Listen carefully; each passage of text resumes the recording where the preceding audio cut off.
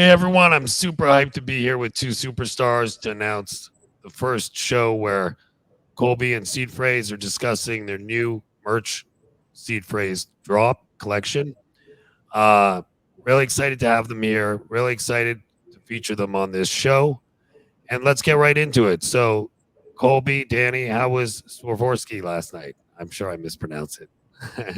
Yeah, no, it was it was a really like high level event. We had such an incredible show of people there, not only from Web3, but also from trad art, trad fashion. It was a much bigger turnout than expected. I think Swarovski was surprised we didn't even have enough chairs.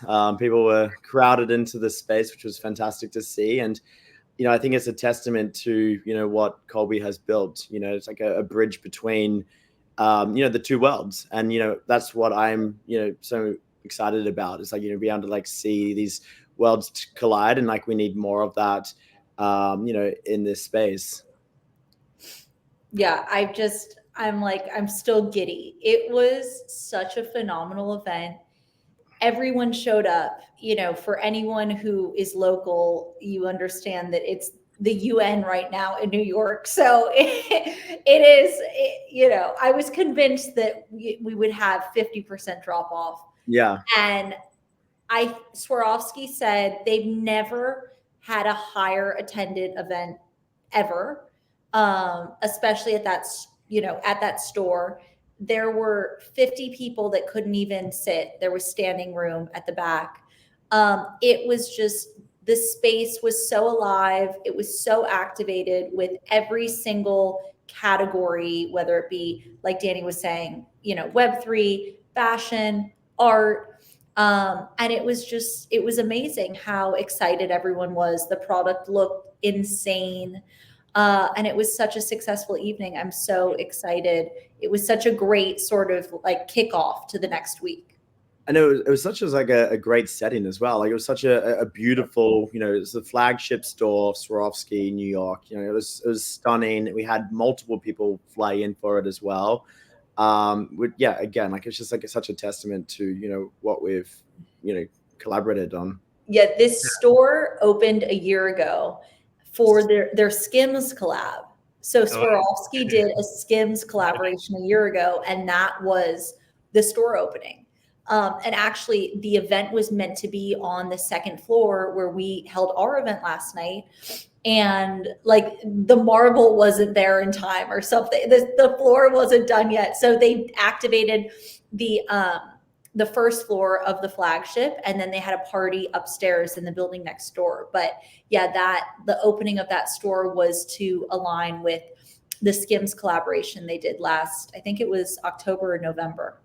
That's super cool. I think for those who don't know, Colby, from when she was a little girl, was super into fashion, would wake up and watch the Paris and Milan fashion shows. Danny, as we all know, is holder of a 7 trade punk and very visible in the community. I think what you're talking about, this bridge between the digital and physical, is something we all, I know, have spent a lot of time on recently. I think this is a perfect example of an authentic connection. Can you guys talk about how this collection came to be, how this collaboration came to be? Yeah, I mean, it came just out of, I think, mutual appreciation and respect for one another. Danny is, besides being such a close friend and a supporter of merch and an advisor and investor, he so graciously lent us his full set of autoglyphs back in April to display at our launch party. So that we first met in person during NFT NYC last April, and we had already sort of been cooking something up, but we had a product meeting then, and that's kind of when this collaboration started coming to life. Yeah, like I've always been an early supporter of Colby and merch since we were first introduced. We've always played with the idea of like potentially doing something together, especially after the Genesis launch during NFT NYC when I loaned my full set of autoglyphs. And this was obviously like very fitting for my brand. as I've made it no secret, that I've got a keen interest in both, art and fashion. And yeah, like I just love the idea of, fusing the two concepts together and, creating these like, neo couture, as Colby likes to call them, one of ones with the palette of, the iconic 7 Trait Punk. I also, sorry, just one other sort of layer to that. I really respect Seedphrase's how multifaceted he is as both a collector, an entrepreneur, his work in, as a DJ. So it feels very on brand for how multi-layered kind of the merch ecosystem is, and how we're really looking to merge traditional art and fashion with Web3, and just, architecting these collaborative drops is something that is core to the merch vision. And I see that multifaceted, multi-layered approach in everything Danny does too. Well, and if you think about it, like the music, the fashion, the art, it's all at the intersection of culture, right? Which is also what merch is. It's this Totally. cultural movement, which also, very much aligns, what we, hold dear with Web3 ethos. Absolutely. And I think one of the big use cases early and clearly for Web3 or WebG, as I like to call it, is digital identity. And obviously, Danny, your digital identity is well known. Colby, transitioning, bridging this gap and having merchandise reflect digital identity, I think is the next easiest use case. You go somewhere and you're identified by your PFP, your username, and you walk in. In my case, I always wear similar stuff. People recognize it. I think it's a huge definitional thing. Danny, how did you think about lending your punk to this? And Colby, we talked a bit about this, but how should we think about how Danny's punk was used and abstracted so that others can use it for their digital identity or their physical, identity with the merch? Yeah, like look, like since I birthed the idea of Seedphrase and brought it to life, with the launch. When was it? October 2021, I believe, during the NFT NYC. The project was all about exploring, the malleable nature of, online identity, online, and also then like, physical identity as well. So, like obviously when Colby and I started to like, initially talk about, this potential collaboration, I loved the idea of, being able to like, lend my punk to this. I think it's very much in line, with what I've been building with Seedphrase. And if you're going to do it, I think this is one of the best punks to do it with as well. So it's definitely a collision of worlds, and like it very much again like aligns with what I'm building, as Colby pointed out, very like multifaceted, in the fashion, the art, the music scene. And yeah, I just loved the fact that we could like bring this to life in a different abstracted way, which is what we accomplished. I should know this. I haven't asked you this, Danny. Did you have a PFP before you acquired the punk, or no? No, it was actually really funny because I've been in crypto since the beginning of 2013. And I always had took a back seat. Like I think I had like 300 followers. I was at Daniel Maygard. And once I got into CryptoPunks, I changed my PFP to the 7 Trait Punk. And then when obviously the 7 Trait Punk. Top of my head, it was May 2020, I believe. I bought it for 18,000 from Go West Bitcoin. And as when I discovered punks, I loved the idea of using them as like a PFP, like digital identity. Obviously, identifying that quite early on. And obviously, but like I never would have predicted what was going to come in the coming years. I was even recorded on Discord saying Christie's and Sotheby's within 5 years. We ended up having it the following year. Just to like give you some sort of like context of like where we were all kind of like at with our mindsets at the time. And then I think it was like end of 2020. I started like getting bombarded with like people following me and media reaching out, and I freaked out. I was anon. I didn't really want anyone to like know who I was. And then I came to this crossroads where I could continue doing what I had been doing for, you know, many years and not really having a voice and just sort of like being in the back of the bus, or to actually, you know, step forward and actually have like, you know, a voice in this community. So that's when I ended up, you know, changing, you know, from my, you know, at Daniel Maygard to at Seedphrase. I don't know how it was still available at the time, but it was. And you know, really, you know, embraced the recognition and attention. I feel like people, I want to know Danny pre-Seedphrase. Like you're Seedphrase to me. It's Yeah. so it's funny. It's like a true, I don't know. I feel like it's for me when I got my punk, it was like I love her so much. I love and respect her. And I just feel like I now understand that type of connection that people feel to their PFPs, but I think is really specific to the punk community, especially. Yeah, and I think punks were aspirational for many of us. Like when we started, when I got my punk, it was like a huge deal for me, you know. Yeah. And I think it represented sort of like making it, being there, doing like the dream a bit, or you know, realistically. You have a certain bond with your punk, right? Like a lot of people, you know, come to me and they say like, you know, what would it take? You know, what's the offer? Like, when would you sell? And for me, it's like, I would never sell this because it feels like I'd be selling a part of me. Even some of my like lesser known NFTs that I've sold in the past, you know, I sold a zero trait female albino, you know, and I loved it because like the dream. Right, she was incredible, and like I bought her for 100 ETH. I think it was in 2020. At the time, it was like a huge record. Like no one had ever spent anywhere near that amount of money on a punk before. And I remember I got like a lot of shit for it in the Discord as well. Like people were like, this whack job, you know, what does he know, sort of thing. But did you already own your 7 trait at that point? I already owned the 7 trait. You know, I just went all in on punks at the time. Like I just loved the concept. I love the idea of them, you know, obviously digital identity and everything. So I just wanted to back myself. I'm a very much like all or nothing kind of person. And I just saw her. A lot of us here like that.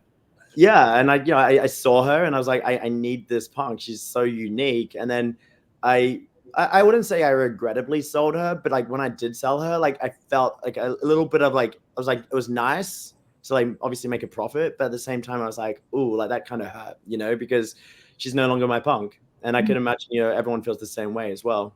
Yeah, I couldn't imagine. I'm like, if I sell my punk, I'm going, you're buying me with it. Isn't this such a bull case for CryptoPunks though? Because if we get 10,000 people that feel this way, you need trades to stimulate and, you know, a market. Everything. I mean, that's how some of the most important, iconic artists, you know, they sometimes don't have really a market because they made so few pieces of work that like you need trades to happen to actually, you know, continue interest and inspire a market and inspire new collectors to come in. So, you know, I think it's important, as much as we love our punks and love our digital identities. I think it's important that, you know, there's also an ecosystem out there that allows for new entrants. Yeah, Colby, a couple quick things there you pointed out. So absolutely, digital identity and a name. You're like, you're not Danny, you're Seedphrase. For me, like I think, you know, this is the only industry in place that it's not forced, where you pick your name and the image that represents you. And to me, when I first got in, I'm like, wow, this is an amazing thing for like dealing with prejudice, and it's an amazing thing for choosing your identity. And I do think I always call people their username. It's so weird to me to like interact all day with somebody and then call them some other name.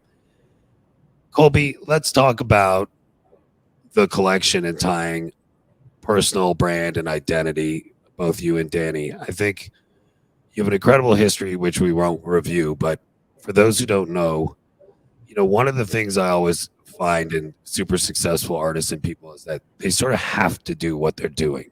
They didn't just decide to do it. Like whether you're Jack, Di, all these people, you know, they have to do this like every day, no matter what. And so, Colby, I think what jumped out at me is you're one of these people. It's super cool. Like when you were a young kid, at 14, you were already working in the industry. So tell me about how, you know, and I think we can briefly review just like the difficulty of what it's like to produce this type of merchandise at 101X. And then tell us how you're thinking about this as an extension of one's digital identity and why you're excited about this collection, then we'll get into the details specifically around like, a reflection as we talked about. We pick our name, we pick our picture. Now we walk into an NFT party wearing one of these things and everybody sees what it is. And I think that's a really cool aspect to this that like I think is a huge use case because all of us, as Danny said, this is like the intersection of culture. Most of us are into sneakers. Most of us are into music and DJing. Most of us are into kind of cool art and street art and stuff like that. So I think merging these into a product like you have that bridges the digital and the physical is pretty cool. No, thank you. I mean, I think, there's a lot to unpack there. I think that we, in terms of our, product and distribution and approach to product, it's all generative, meaning all the outputs are one of X. As Danny mentioned, we sort of position that as neo couture. So in my mind, looking back at the history of fashion, you go from haute couture to ready to wear to fast fashion. And to me, the next iteration is when the one nature of couture meets the speed and scale of fast fashion. And that's the neo couture. Speed and scale of fast fashion without all the inventory and without all the excess waste. And that's, that underlying tech layer that really optimizes sort of production and efficiency and distribution. And then in terms of like what our products represent in the real world, there's obviously, everyone knows sort of streetwear as a category. It was inspired by, clothes from the street. It was, inspired by, I think you could even go back to, 80s New York, in the 90s and, music culture, hip hop culture. So for us, we really position merch as culture wear. And it is inspired by both, cultural events per se, like what do you wear to a museum? It's something that you see in a gallery, or even broader than that, like wearing it to a concert. Just anything that involves culture, I think, is where we want our brand worn and where we're positioning merch. And to me, the title merch really is in reference to the history of merch as a category, which started really in music. I mean, the earliest forms of merch were Elvis fans, painting Elvis's name on their leather jackets. Like that was sort of the earliest form of merch. So it was really exciting to me to sort of look at the history of branded merchandise and how merch as a category aligns not only with the music world, but, entertainment, sporting, art, technology. And so for us to sort of be at the epicenter of all of those worlds and be able to do something super cool, leveraging blockchain, generative AI, different forms of manufacturing, distribution, and doing that all through the merch ecosystem is, constantly challenging, but also very exciting. Okay, this represents, you did a Genesis drop, and this represents your first sort of more of, drop, would you say, like more formal drop for the company? Yeah, I mean, second, or how should we think about this collection with the Seedphrase merch collection? Definitely. I think the Genesis drop symbolized and represented 2.5 years of work. And, pre-market, pre-go-to-market, as the brand and concept was sort of being incubated and developed. So I definitely think that this drop is more emblematic and embodies more of where the merch brand is today and where we're headed into the future, both in, partnering with Seedphrase on this, B, bringing in all these incredible collaborators and partners, Claire Silver, Christie, Swarovski, and really merch being kind of the architect and conduit between all of these different worlds and different collaborators. I think also, like, just to add there as well, being able to use the NFC chip from your Genesis hoodie and being getting access to this event, really showcasing the utility of this as well, right? Like you really didn't have that as much on the Genesis launch because there wasn't anything to go by. Whereas like this, you've been able to like now tap into this existing community. So, it really has come a long way. And even, a lot of people noted last night, the look and the feel, the fabric, the fit, it really does feel like another level. Totally. And what Seedphrase was just referring to is the NFC chip on all of our hoodies. We just pushed live the new wearable wallet, which every merch product comes with its own wearable wallet, its own Web3 wallet. And you tap your NFC chip, it takes you to your unique landing page. And that's where we can keep building out and introducing new forms of utility. So the one that he was just referring to is last night at our Swarovski event. Obviously, we opened it up to the entire merch community. Anyone with a physical Genesis hoodie could RSVP for the event through their wearable wallet, through scanning their NFC chip.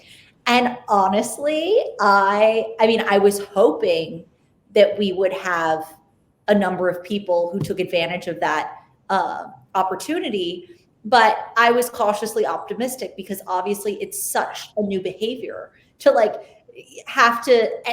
granted, I'm very proud of our UX. It's pretty sort of self-explanatory, but just even the concept of RSVPing through an event through a product that you own is so cool and futuristic and nuanced. So even though I was so excited by it, I kept my expectations low in terms of conversion. I was unbelievably a rough estimate of conversion. There was a lot of Genesis hoodies in the crowd. I saw that. It's about hoodies. I'll give you, so just to give you a little bit of framework, of all the hoodies that we have shipped to New York City, there was roughly a 25% conversion rate between local hoodies and RSVPs. So, I do know there was someone who came up to me wearing a hoodie who was so sweet, who said they came from out of town. So those, that number, give or take one or two, but to have a 25% conversion rate for local hoodies is most people want that conversion rate just for sending out an invitation and getting back an RSVP. But for our community to go through the steps of scanning their hoodie and RSVPing, it's I'm so proud of this community that we've built because we've really built it authentically, and it shows that we have been sort of cultivating the individuals and the collectors that we're building for. Yeah, and I think I think using this technology as a membership or access is actually another amazing use case. In my project, I have a revocable token, which was, I think, one of the first. I think the general idea of being able to access stuff using your ownership is just incredible, and where, frankly, is sort of should replace all the traditional ways of accessing in real life stuff. You should just be able to use your wallet and show what you own to access it and transfer things that way. So another kind of key point that you guys are focused on. So let's switch to the drop itself. 322 hoodies, 5 are at auction right now at Christie's. Allow list opens 10/2. Each one of X at Christie's comes with a 1/1 clear silver. The remaining 317 come with a 1 of, approximately 100 or so, right? Aren't there? You're saying, I'm sorry, for the clear silver works? Yeah, I'm just saying on the drop itself, somebody buys this when we launch it, just making clear what the offer is. There's 322, 5 are at auctions at Christie's that are special and rare. We can review that. 317 go to market on 10/2 to an allow list. October 1st allow, and then public is on the 2nd. Oh, okay, my bad. October 1st allow, October 2nd public, and each of those, if you purchase, you get the hoodie that's depicted in the picture that you buy, the NFT. That picture is a clear silver NFT, which roughly equivalent size trades at, let's say 0.1 plus ETH,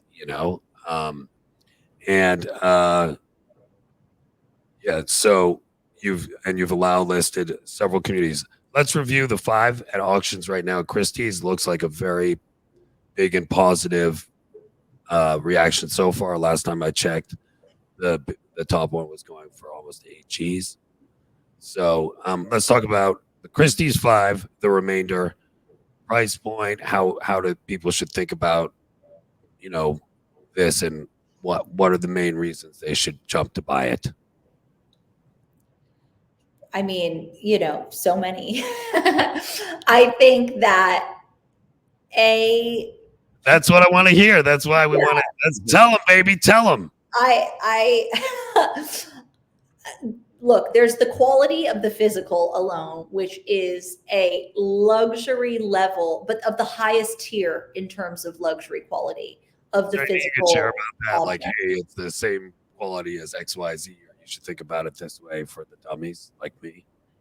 Yeah, I mean, look, all of the material was hand dyed at a fabric mill outside of Lake Como in Italy that the top European luxury brands all use this fabric mill. So the quality is that's pretty baller, without question, as high as it comes. All cut and assembled in LA, so made in the USA. And then, just as if that wasn't enough, we brought in Swarovski. So we partnered with Swarovski. Obviously, as everyone knows, the collection is inspired by Seedphrase's 7-trait punk. We extracted the color palette from his punk. We also added the drawstrings to our hoodie to make our hoodie 7 traits. The Genesis hoodie was 6 traits. It didn't feature drawstrings. So we wanted to highlight the drawstrings as the 7th trait of our hoodie. So that's when we brought in Swarovski with the intention of, working with them on a selection of outputs that will symbolize the ultra, ultra rare outputs in the collection. So we landed on doing, 5 different designs with them where they created the cord ends of the drawstring. And each of the 5 designs is inspired by one of the traits of Danny's punk. So we did the top hat, the glasses, the shades, as they're called, the cigarette, the earring, and the buck teeth. And I think to your point earlier and your question, like, all of these elements are just sort of further proof of how we really used Seedphrase's punk as the muse of this drop. But like, all fashion houses do with their muses, it's more using the muse as the spirit and having the muse really embody the focus and spirit of the collection, but not having it be so, directly literal. So, we abstracted the traits using as designs on these cord ends. We extracted the color palette. So even though it is a collaboration between Seedphrase and merch, and it's obviously the muse is the 7-trait punk, I think we're both really proud with how, this drop feels very punk centric for, the whole collection of punks. And, a lot of the outputs within, the 10,000 piece collection. I think it's exactly, what you would expect from, a Seedphrase merch collaboration. Like, obviously the 7 traits, evokes a certain level of, luxury and quality. And that's really what we set out to do with this particular drop. That, as Colby mentioned, we really, went at lengths to make sure that the quality of the material, was Italian, it was, assembled in the USA. And, like, just looking at, what's on Christie's right now, it's only been open for a few hours. And, obviously the market has resonated with that as well. We've had over 60 bids already. I think you mentioned the highest auction is the diamond, understandably, which I think is at about 8,500 last time I looked. Which is also like such an incredible hoodie. Like, the black mono with like the white buck teeth, like, diamond, and which is also like not only the diamonds, but it's also like, encrusted in white gold, so like, we've really added like another level of like luxe to this as well. So yeah, like, as I said, like, it's just what you would expect from a drop of this caliber.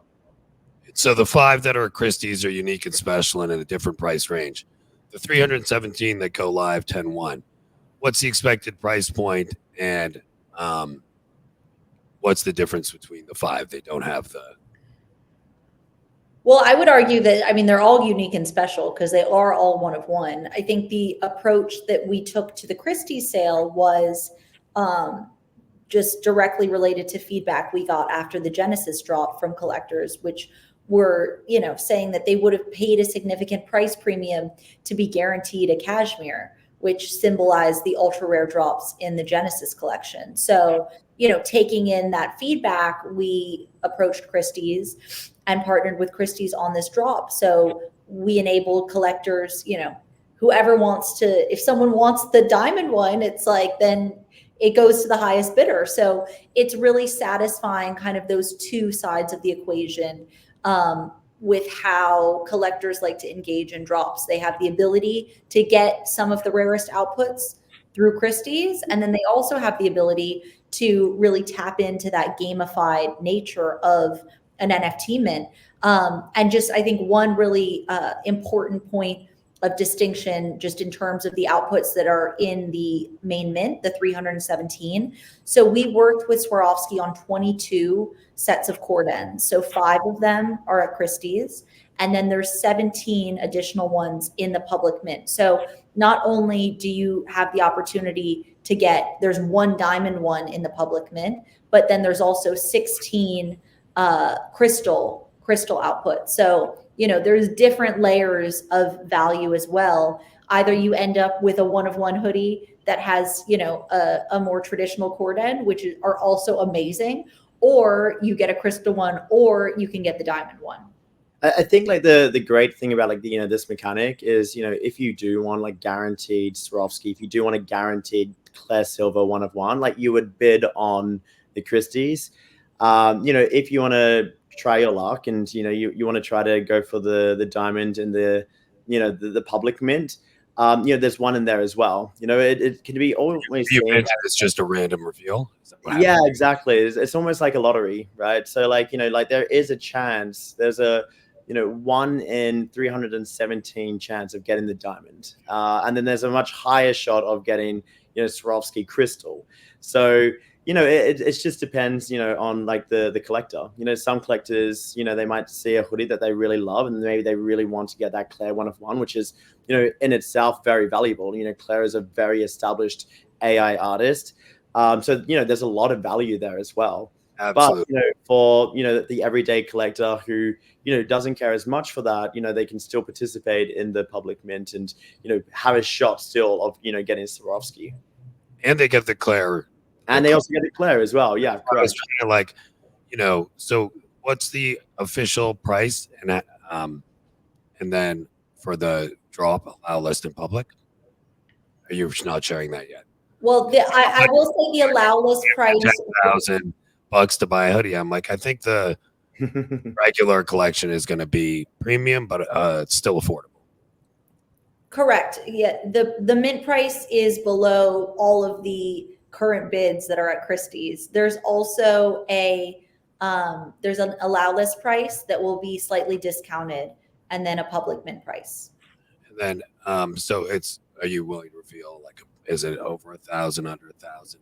It's under 1,000. I want to highlight that and also highlight again that you get both the hoodie and an NFT worth theoretically a fair, you know, not a reasonable portion of that price, and an option, you know, like of winning a rare. Correct. And even the outputs without the Swarovski cord ends would go for a significantly higher price if they were just sold retail by, you know, a luxury brand. So I have full conviction in our, you know, approach to pricing. And I mean, we can see in the primary market price discovery already of the Christie sale that it seems collectors also feel that way. How do our listeners get access to this drop? Well, there's the allow list window that runs from 10 a.m. October 1st to 10 a.m. October 2nd.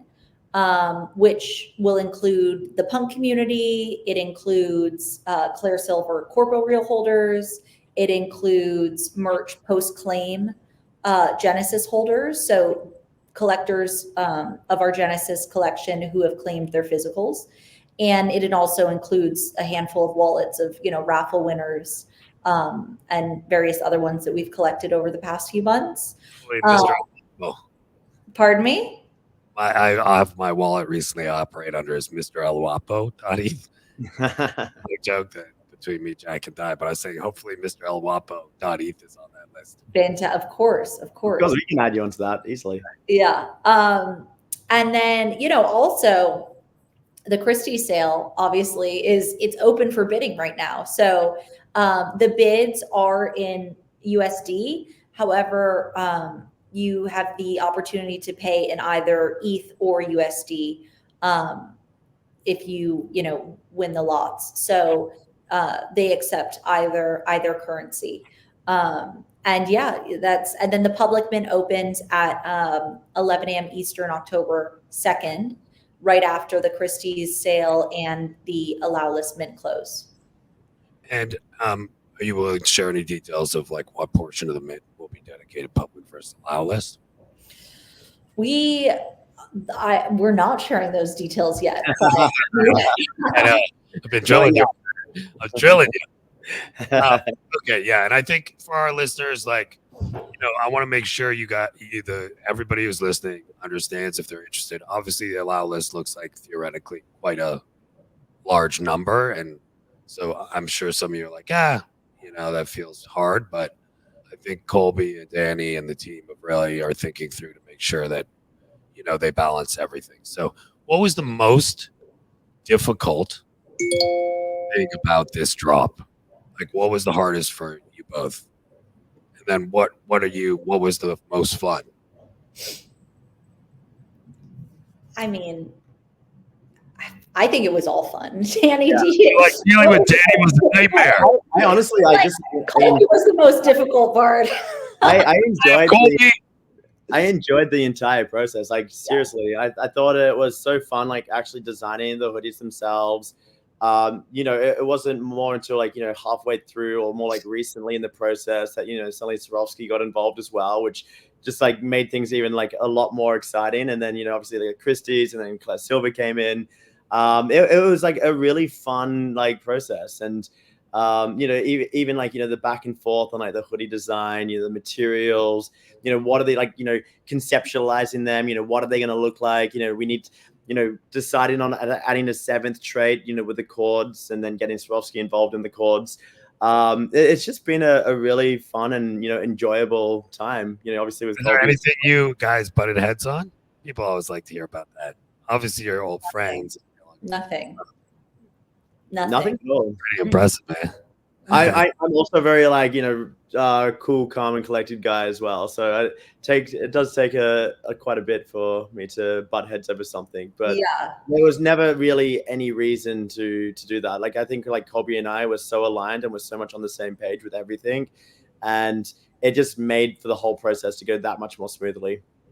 Yeah, and I'll also say too, even right after our event last night, I was talking to a friend, and it's really incredible how many obviously leaders we have from their respective fields involved in this drop, and how everyone has come out. Well, it's not over yet, but just everyone has gotten something from this. It's been beneficial to every single stakeholder, which I think is a very rare balance to have when you have, really 5 key stakeholders involved. And then in terms of challenges, I would say, don't get me wrong, to see something like this through to market is inherently difficult. But for me, it's so much fun. And it's having to balance all of these incredible things is, it's just, I'm so grateful to that. That's what I have to do. It's the best. So I'm, I feel that way often in this space. I'm is this really what I get to do? Well, And I think I can like speak for both of us. Like I was more on like the creative side, right? Like I'm sure there was some stresses for Colby at least and her team, on the operations side of things. Obviously this is hard to pull off. Like one of one hoodies. But from my perspective, being from like more like the artistic side of things, like it was just such a pleasure. Yeah, Colby, I think you worked out. I think what you were saying about the structure of the drops that makes sense is like the Genesis drop. We talked. It was super hard for you to find places to make stuff that could make it in this manner. And so I think you had pushed into this, you sorted out those difficulties, and you've now optimized and dropped this collection. And I think that's a real smart way to do stuff. Like, you learned from the first drop. Now you're kind of flexing on the second drop. And I'm sure there were challenges, but you locked in those basic stuff. And like Danny said, I mean, operations and manufacturing is a nightmare. I know I ran manufacturing companies for 13 years and like everything could go wrong. So, oh yeah. And don't get me wrong. I mean, I'm sure any member of my team, if they were on this call, could give you a laundry list of things.